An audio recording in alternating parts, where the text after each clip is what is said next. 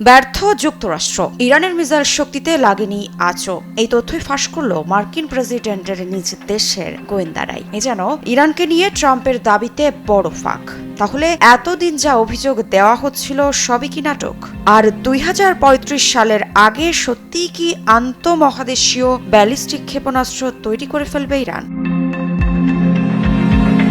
যুদ্ধের প্রস্তুতি, নিষেধাজ্ঞার চাপ আর একের পর এক সামরিক অপারেশন সব মিলিয়ে যুক্তরাষ্ট্র বলেছিল ইরানের ক্ষেপণাস্ত্র শক্তি প্রায় ভেঙে পড়েছে। কিন্তু হঠাৎ করে সেই বয়ানকে প্রশ্নবিদ্ধ করে দিল খোদ মার্কিন গোয়েন্দা মহল। বলছে বাস্তবে ইরানের মিসাইল শক্তি কমেনি একটুও, বরং সময়ই এখন তাদের সবচেয়ে বড় সম্পদ।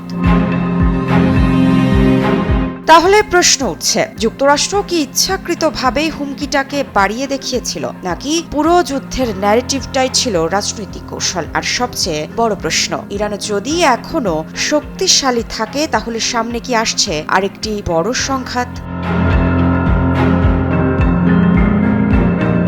মার্কিন প্রশাসনের দীর্ঘদিনের দাবি ছিল ইরানের ক্ষেপণাস্ত্র কর্মসূচি দ্রুত ধ্বংসের পথে, কিন্তু বাস্তবতা বলছে ভিন্ন গল্প। যুক্তরাষ্ট্রের শীর্ষ গোয়েন্দা কর্মকর্তারাই এবার স্বীকার করলেন ইরানের ক্ষেপণাস্ত্র শক্তি কমানোর যে চেষ্টা চলছিল তা কার্যত কোনো বড় ফলই আনতে পারেনি।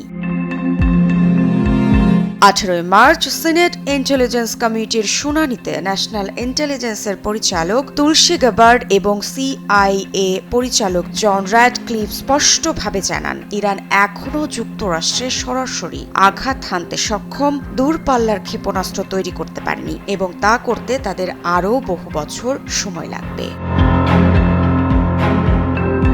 তুলসী গাবার্ডের মতে তেহরান চাইলে ২০৩৫ সালের আগে আন্তঃমহাদেশীয় ব্যালিস্টিক ক্ষেপণাস্ত্র তৈরির প্রক্রিয়া শুরু করতে পারে, তবে সেটিও নির্ভর করবে তাদের বিদ্যমান মহাকাশ প্রযুক্তি ও ক্ষেপণাস্ত্র উন্নয়নের অগ্রগতির উপর। শুনানিতে ডেমোক্র্যাট সিনেটর জন আসপ সরাসরি ইরানের হুমকির মাত্রা জানতে চাইলে গাবার্ড এড়িয়ে যান। তিনি বলেন, কোনো হুমকি আসন্নতা নির্ভর করা গোয়েন্দা সংস্থার কাজ নয়, বরং এটি সম্পূর্ণ রাজনৈতিক সিদ্ধান্ত যা প্রেসিডেন্ট এখতিয়ারভুক্ত।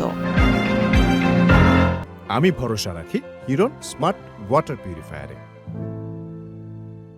অন্যদিকে র্যাডক্লিফও ইরানের সক্ষমতা নিয়ে নির্দিষ্ট কোনো সময়সীমা দেননি, তবে তিনি জোর দিয়ে বলেন ইরান এখনও ইউরোপ ও মধ্যপ্রাচ্যে মার্কিন ঘাঁটি ও স্বার্থের জন্য একটি বড় হুমকি হিসেবেই রয়ে গেছে। তিনি আরও উল্লেখ করেন, ইরান যদি ৩০০০ কিলোমিটার পাল্লার মধ্যবর্তী ব্যালিস্টিক মিসাইল পুরোপুরি সক্ষম করে তুলতে পারে তাহলে তা ইউরোপের নিরাপত্তার জন্য গুরুতর ঝুঁকি তৈরি করবে। এই অবস্থান সরাসরি বিরোধিতা করছে প্রেসিডেন্ট ডোনাল্ড ট্রাম্পের সাম্প্রতিক বক্তব্যের, যেখানে তিনি দাবি করেছিলেন ইরান খুব শীঘ্রই যুক্তরাষ্ট্রে পৌঁছাতে সক্ষম ক্ষেপণাস্ত্র তৈরি করতে যাচ্ছে। সব মিলিয়ে যুক্তরাষ্ট্রের সামরিক ও কৌশলগত চাপ সত্ত্বেও ইরানের ক্ষেপণাস্ত্র কর্মসূচি পুরোপুরি থামানো যায়নি, এমনটাই ইঙ্গিত দিচ্ছে খোদ মার্কিন গোয়েন্দা মহল। ফলে প্রশ্ন উঠছে, যুদ্ধের যে বর্ণনা এতদিন সামনে আনা হয়েছিল সেটি কতটা বাস্তব আর কতটা রাজনৈতিক বয়ান?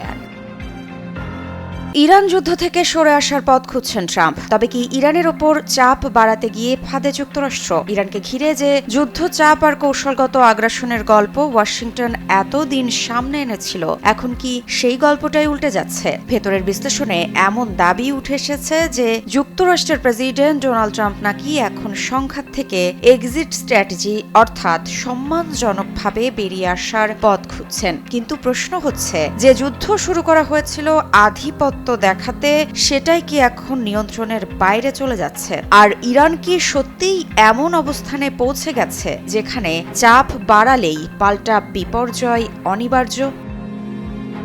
মার্কিন রাজনীতির কেন্দ্র ওয়াশিংটন এখন এক নতুন প্রশ্নে উত্তপ্ত। ইরানকে ঘিরে চলমান সংঘাত কি আদৌ জয়ের পথে আছে, নাকি যুক্তরাষ্ট্র ধীরে ধীরে সেখান থেকে বেরিয়ে আসার রাস্তা খুঁজছে? ওয়াশিংটন ভিত্তিক think tank Quincy Institute for Responsible Statecraft এর ভাইস প্রেসিডেন্ট তিত্রা পার্সি এক বিশ্লেষণে দাবি করেছেন মার্কিন প্রেসিডেন্ট ডোনাল্ড ট্রাম্প এখন ইরানের বিরুদ্ধে চলমান কৌশলগত সংঘাত থেকে এক্সিট স্ট্র্যাটেজি খুঁজছেন, কারণ যুদ্ধটি যে ফল দেবে বলে আশা করা হয়েছিল বাস্তবতা তার থেকে অনেকটাই আলাদা। পার্সের মতে ট্রাম্প প্রশাসন বুঝতে শুরু করেছে এই সংঘাত সহজ নয়, বরং আরও গভীর জটিলতার দিকে যাচ্ছে। ইরানের ওপর চাপ বাড়ালেই যে প্রতিক্রিয়া আসবে তার খেসারত যুক্তরাষ্ট্রকেও দিতে হবে। বিশেষ করে মধ্যপ্রাচ্যে অস্থিরতা ছড়িয়ে পড়লে পুরো অঞ্চলের অর্থনীতি বিপর্যয়ের মুখে পড়তে পারে। বিশ্লেষণে আরও বলা হয়েছে, ইরান ইতোমধ্যে পাল্টা আঘাতের সক্ষমতা প্রদর্শন করেছে। তারা এমন কৌশলগত অবস্থানে পৌঁছেছে যেখানে সংঘাত বাড়লে পারস্য উপসাগরের বাণিজ্য ও তেল সরবরাহ মারাত্মকভাবে বাধাগ্রস্ত হতে পারে, যার সরাসরি প্রভাব পড়বে বৈশ্বিক অর্থনীতিতে, এমনকি মার্কিন অর্থনীতিতেও। JBS holdings limited. অন্যদিকে যুক্তরাষ্ট্রের অভ্যন্তরীণ রাজনীতিও এই চাপের বাইরে নয়। পার্সের মতে সাধারণ আমেরিকানরা দীর্ঘমেয়াদী যুদ্ধের বিরোধী হলেও ট্রাম্পের রাজনৈতিক ঘাঁটি শুরুতে এই কৌশলকে সমর্থন করেছিল, কিন্তু এখন যুদ্ধের অনিশ্চয়তা ও ঝুঁকি বাড়তে থাকায় সেই সমর্থনের মধ্যেও অস্বস্তি তৈরি হচ্ছে। সব মিলিয়ে বিশ্লেষকদের মতে পরিস্থিতি এখন এমন এক পর্যায়ে পৌঁছেছে যেখানে ওয়াশিংটন যুদ্ধ বাড়ানোর চেয়ে বরং কিভাবে সম্মানজনকভাবে সরে আসা যায় সেই এক্সিট প্ল্যান নিয়েই বেশি ভাবছে। আর সেই প্রশ্নই এখন বড় হয়ে উঠছে, ইরানকে ঘিরে শুরু হওয়া এই চাপ কি শেষ পর্যন্ত যুক্তরাষ্ট্রের জন্যই নতুন কূটনৈতিক ব্যাকফায়ারে পরিণত হচ্ছে? অবশেষে ইরানের যুদ্ধ কৌশলে যুক্তরাষ্ট্র কি পিছু হটতে বাধ্য হল? ইরানের বিরুদ্ধে যুক্তরাষ্ট্র ও ইসরায়েলের যুদ্ধের 20তম দিনেই ওয়াশিংটন থেকে ভেসে আসলো নমনীয়তার সুর। ইরানের তেল রপ্তানির উপর নিষেধাজ্ঞা শিথিল করার পরিকল্পনা নিয়েছে ট্রাম্প প্রশাসন। তবে কি ইরানের যুদ্ধ কৌশল কাজ করতে শুরু করে দিয়েছে? দীর্ঘদিন ধরে ইরানের তেল রপ্তানির উপর পশ্চিমা নিষেধাজ্ঞার ফলে দেশটির অর্থনীতি অনেকটাই বিপর্যস্ত। কিন্তু এত নিষেধাজ্ঞাও যখন ইরানকে থামাতে পারেনি, ঠিক তখন নেমে আসে মার্কিন ইসরায়েলি আগ্রাসন। তবে মার্কিন ইসরায়েলি আগ্রাসনের বিরুদ্ধে ইরানের কঠোর প্রতিরোধের মুখে মার্কিন ইসরায়েলি বাহিনীও অনেকটাই ব্যাকফুটে চলে গেছে। বিভিন্ন সংবাদ মাধ্যমে উঠে আসে সেসব তথ্য। এবার যুদ্ধের মাঝেই ইরানের তেল রপ্তানির উপর নিষেধাজ্ঞা শিথিলের পরিকল্পনা নিল মার্কিন প্রেসিডেন্ট ডোনাল্ড ট্রাম্পের প্রশাসন। ফক্স বিজনেসকে দেওয়া এক সাক্ষাৎকারে মার্কিন ট্রেজারি সেক্রেটারি স্কট বেসেন্ট জানান এ তথ্য।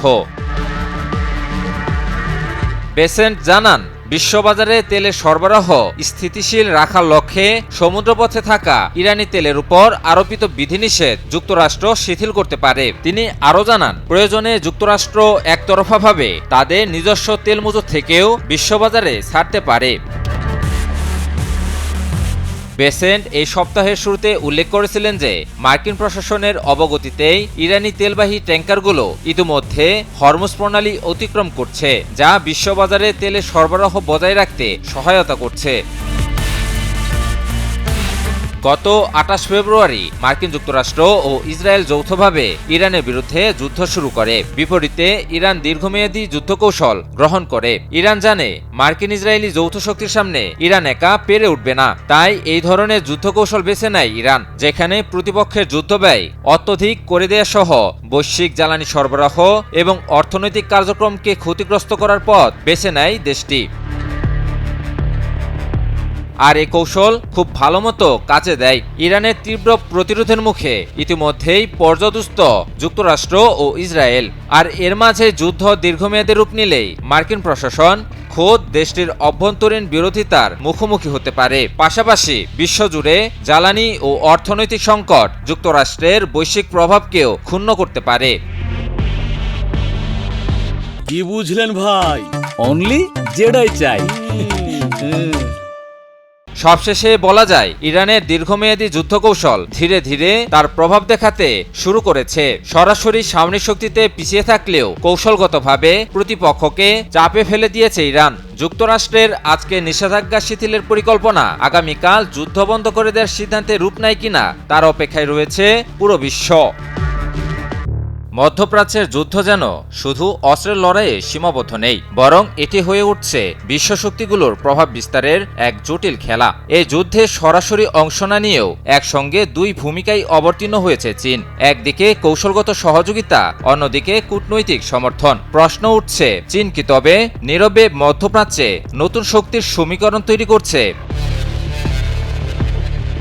যুক্তরাষ্ট্র ও ইসরায়েলের আগ্রাসনের বিরুদ্ধে ইরান যখন কঠোর প্রতিরোধ গড়ে তুলেছে, তখন অনেকেই প্রশ্ন তুলছে, মার্কিন ইসরায়েলি যৌথ শক্তির সামনে ইরান কিভাবে এতটা শক্ত অবস্থান নিতে পারছে? ইরানের মিসাইল ও ড্রোন হামলায় বারবার বিপর্যস্ত হচ্ছে প্রতিপক্ষ, আর এই শক্তির পিছনে নীরব এক সহযোগী হিসেবে উঠে আসছে চীনের নাম। বিশ্লেষকদের মতে, চীন সরাসরি যুদ্ধে না নামলেও ইরানকে কৌশলগতভাবে সহায়তা করছে। চীনের উন্নত প্রযুক্তি ইরানের যুদ্ধ কৌশলে বড় ধরনের পরিবর্তন এনে দিয়েছে। বিশেষ করে চীনের সরবরাহ করা YLC-8B রাডার ইরানকে এমন সক্ষমতা দিয়েছে যা অত্যাধুনিক স্টিলথ যুদ্ধবিমানকেও শনাক্ত করতে পারে। শুধু রাডারই নয়, চীনের বেইডু স্যাটেলাইট সিস্টেম ব্যবহার করে ইরান তাদের ক্ষেপণাস্ত্র ও ড্রোন হামলাকে আরও নিখুঁত করে তুলেছে। ফলে লক্ষ্যবস্তুতে আঘাত হানার সক্ষমতা আগের তুলনায় অনেক বেশি বেড়েছে। যুদ্ধক্ষেত্রে এই প্রযুক্তিগত সহায়তা ইরানকে এক নতুন উচ্চতায় নিয়ে গেছে। অন্যদিকে কূটনৈতিক অঙ্গনেও সক্রিয় ভূমিকা পালন করছে বেইজিং। জাতিসংঘ নিরাপত্তা পরিষদে চীন প্রকাশ্যে ইরানের উপর মার্কিন ও ইসরায়েলি হামলার নিন্দা জানিয়েছে এবং আলোচনার মাধ্যমে সংকট সমাধানের আহ্বান জানিয়েছে। সম্প্রতি চীনের পররাষ্ট্রমন্ত্রী ওয়াং ই বলেছেন, মধ্যপ্রাচ্যে যুদ্ধবিরতি এবং সংঘাত বন্ধের লক্ষ্যে চীন মধ্যস্থতাকারী হিসেবে কাজ চালিয়ে যাবে। তার ভাষায়, এই যুদ্ধ কখনোই হওয়া উচিত ছিল না এবং এর অব্যাহত থাকারও কোনো যৌক্তিকতা নেই। বিশ্লেষকদের ধারণা, এই কৌশলের মাধ্যমে চীন এক ঢিলে দুই পাখি মারছে। একদিকে সরাসরি সংঘাতে না জড়িয়ে ইরানকে শক্তিশালী করছে, অন্যদিকে যুক্তরাষ্ট্রকে দীর্ঘমেয়াদে একটি জটিল যুদ্ধে জড়িয়ে রেখে এশিয়ায় নিজেদের প্রভাব বাড়ানোর সুযোগ তৈরি করছে। বিকাশ পেমেন্টে 10,000 টাকার বেশি অফার, শপিং চলছে তো। সব মিলিয়ে মধ্যপ্রাচ্যের এই সংঘাত এখন শুধু আঞ্চলিক নয়, বরং বৈশ্বিক শক্তির প্রতিযোগিতার মঞ্চে পরিণত হয়েছে। 28 ফেব্রুয়ারির পর থেকে শুরু হওয়া এই সংঘাতের প্রতিটি ধাপেই নতুন নতুন শক্তির উপস্থিতি স্পষ্ট হয়ে উঠছে। ইরানের প্রতিরোধের পাশাপাশি চীনের এই দ্বিমুখী ভূমিকা দেখিয়ে দিচ্ছে, যুদ্ধ এখন শুধু ফ্রন্টলাইনে নয়, বরং প্রযুক্তি, কূটনীতি আর কৌশলের জটিল সমীকরণে আবর্তিত হচ্ছে। এই সমীকরণ শেষ পর্যন্ত কোন দিকে মোড় নেয়, সেটি এখন বিশ্ব রাজনীতির সবচেয়ে বড় প্রশ্ন। ইরানে আরেকবার হামলা হলেই আরব দেশগুলো শেষ। আরব দেশগুলোর তেল, গ্যাস, অবকাঠামো উড়িয়ে দেওয়ার হুঁশিয়ারি ইরানের। তবে কি শুরু হচ্ছে তেল গ্যাস যুদ্ধের কাউন্টডাউন? আর হঠাৎ করে কেনই বা আরব দেশগুলোকে নিশানায় নিয়ে ইরানের এই চরম হুঁশিয়ারি? সম্প্রতি ইরানের Islamic revolutionary guard corps IRGC আরব দেশগুলোকে কড়া হুঁশিয়ারি দিয়েছে। তারা জানিয়েছে, নিজেদের জ্বালানি খাতে আবার হামলা হলে উপসাগরীয় প্রতিবেশীদের তেল, গ্যাস, অবকাঠামো পুরোপুরি ধ্বংস করে দেওয়া হবে। ইরানের রাষ্ট্রীয় মিডিয়ায় প্রকাশিত এক বিবৃতিতে IRGC জানায়, আমরা আবারও সতর্ক করছি যে তোমরা ইসলামিক প্রজাতন্ত্রের জ্বালানি অবকাঠামোয় হামলা করে বড় ভুল করেছ। এর জবাব দেওয়া শুরু হয়ে গেছে। আবার হামলা করা হলে তোমাদের এবং তোমাদের মিত্রদের জ্বালানি অবকাঠামোয় আক্রমণ থামানো হবে না যতক্ষণ না তা পুরোপুরি ধ্বংস হয়। এবারের জবাব আরও অনেক বেশি ভয়ঙ্কর হবে। ইসরায়েল ইরানের বিশাল সাউথ পার্স গ্যাস ক্ষেত্রে হামলা চালানোর পর এই হুঁশিয়ারি এসেছে ইরানের কাছ থেকে। এই খবরে তেলের বাজারে ধাক্কা লাগে। ব্রেন্ট ক্রুডের দাম 6% বেশি বেড়ে ব্যারেল প্রতি $110 কাছাকাছি পৌঁছায়। এদিকে IRGC সৌদি আরবের সামরেফ রিফাইনারি ও জুবাইল পেট্রোকেমিক্যাল কমপ্লেক্স, সংযুক্ত আরব আমিরাতের আল হুসেইন গ্যাস ক্ষেত্র এবং কাতারের মেসাইদি পেট্রোকেমিক্যাল কমপ্লেক্স ও রাশ লাফান রিফাইনারিকে লক্ষ্যবস্তু করার সতর্কবার্তা জারি করে। কাতারের পররাষ্ট্র মন্ত্রণালয়ের মুখপাত্র মাজিদ আল আনসারি সাউথ পার্সে ইসরায়েলি হামলাকে বিপজ্জনক ও দায়িত্বহীন পদক্ষেপ বলে নিন্দা করেছেন। এদিকে ইরান, সংযুক্ত আরব আমিরাত, সৌদি আরব ও কুয়েতে নতুন করে ক্ষেপণাস্ত্র ও ড্রোন হামলা চালিয়েছে। এই সংঘাতে ইরান ইরাকে গ্যাস সরবরাহ বন্ধ করে দেয়। ইরাক তার মোট গ্যাস ও বিদ্যুতের 1/3 থেকে 40% ইরান থেকে পায়। মার্কিন প্রেসিডেন্ট ডোনাল্ড ট্রাম্প সোশ্যাল মিডিয়ায় হরমুজ প্রণালী নিয়ে মার্কিন মিত্রদের সমালোচনা করে বলেছেন, মার্কিন মিত্রদের এখনই সক্রিয় হতে হবে এবং হরমুজ প্রণালী খুলতে সাহায্য করতে হবে। বিকাশ পেমেন্টে 10,000 টাকার বেশি অফার। শপিং চলছে তো। গত 28 ফেব্রুয়ারি ইরানের তৎকালীন সর্বোচ্চ ধর্মীয় নেতা আয়াতুল্লাহ আলী খামেনি এবং বেশ কয়েকজন ঊর্ধ্বতন সামরিক কমান্ডার ও বেসামরিক নাগরিকদের হত্যার পর মার্কিন ও ইসরায়েলি শাসক গোষ্ঠী বিনা উস্কানিতে ইরানের উপর ব্যাপক সামরিক হামলা শুরু করে। এই আগ্রাসনে ইরানের সামরিক ও বেসামরিক অবস্থানগুলোতে ব্যাপক বিমান হামলা চালানো হয়েছে, যার ফলে প্রচুর হতাহত এবং অবকাঠামোগত ক্ষতি হয়েছে। এর জবাবে ইরানের সশস্ত্র বাহিনীও অধিকৃত অঞ্চল এবং আঞ্চলিক ঘাঁটিগুলোতে ক্ষেপণাস্ত্র ও ড্রোনের ঢেউ আশ্রে ফেলে পাল্টা প্রতিশোধমূলক অপারেশন পরিচালনা করছে। মধ্যপ্রাচ্যে যুদ্ধ থামাতে মাঠে নামছে চীন, আর এক মুহূর্তও নয় কঠোর বার্তা চীনের পররাষ্ট্রমন্ত্রী ওয়াং ই এর। তবে কি চাপে পড়ছে যুক্তরাষ্ট্র, ইসরায়েল? মধ্যপ্রাচ্যে চলছে এক রক্তক্ষয়ী সংঘাত। কেউ যেন কাউকে ছাড়তে রাজি নয়। তবে এই যুদ্ধের প্রভাবে দুর্বল হচ্ছে আন্তর্জাতিক অর্থনীতি, একসাথে বিপদে পড়ছে বহু দেশ। এই অবস্থায় মধ্যপ্রাচ্যে চলমান যুদ্ধ থামাতে সরাসরি কূটনৈতিক ময়দানে নেমেছে চীন, যা বিশ্ব রাজনীতিতে নতুন সমীকরণের ইঙ্গিত। এদিকে সংবাদ মাধ্যম রয়টার্সের বরাতে জানা যায়, চীনের পররাষ্ট্রমন্ত্রী ওয়াং ই জানিয়েছেন, মধ্যপ্রাচ্যে যুদ্ধবিরতি এবং সংঘাত বন্ধের লক্ষ্যে বেইজিং মধ্যস্থতাকারী হিসেবে কাজ চালিয়ে যাবে। বেইজিংয়ের উচ্চ পর্যায়ের বৈঠকের পর স্পষ্ট করে এ বিষয়ে জানান তিনি। এই ঘোষণা এসেছে এমন এক সময়ে যখন মধ্যপ্রাচ্যের সংঘাত শুধু আঞ্চলিক নয়, বৈশ্বিক অস্থিরতার বড় উৎস হয়ে উঠেছে। বিস্তারিত প্রেক্ষাপটে দেখা যায়, ওয়াং ই বৈঠক করেন সংযুক্ত আরব আমিরাতের প্রেসিডেন্টের বিশেষ দূত খালদুন আল মুবারকের সঙ্গে। বৈঠকের পর চীনা পররাষ্ট্র মন্ত্রণালয় জানান, বেইজিং সংঘাত থামাতে কূটনৈতিক প্রচেষ্টা আরও জোরদার করবে। ওয়াং এর বক্তব্য ছিল এক ধরনের সরাসরি কূটনৈতিক চাপ, যুদ্ধের নৈতিক ও বাস্তব যৌক্তিকতা নিয়ে প্রশ্ন তোলা। এই অবস্থান শুধু একটি বিবৃতি নয়, বরং আন্তর্জাতিক মঞ্চে চীনের অবস্থানকে নতুনভাবে তুলে ধরার কৌশল হিসেবেও দেখা হচ্ছে। বিশ্লেষকরা বলছেন, মধ্যপ্রাচ্যে সক্রিয় হয়ে চীন একদিকে যেমন নিজেকে নিরপেক্ষ মধ্যস্থতাকারী হিসেবে প্রতিষ্ঠা করতে চাইছে, অন্যদিকে তেমনি যুক্তরাষ্ট্র কেন্দ্রিক কূটনৈতিক প্রভাবের বাইরে একটি বিকল্প শক্তি হিসেবে নিজেদের তুলে ধরছে। বিশেষ করে জ্বালানি নির্ভরতা ও বাণিজ্যিক স্বার্থের কারণে উপসাগরীয় অঞ্চলে স্থিতিশীলতা চীনের জন্য অত্যন্ত গুরুত্বপূর্ণ। কি বুঝলেন ভাই?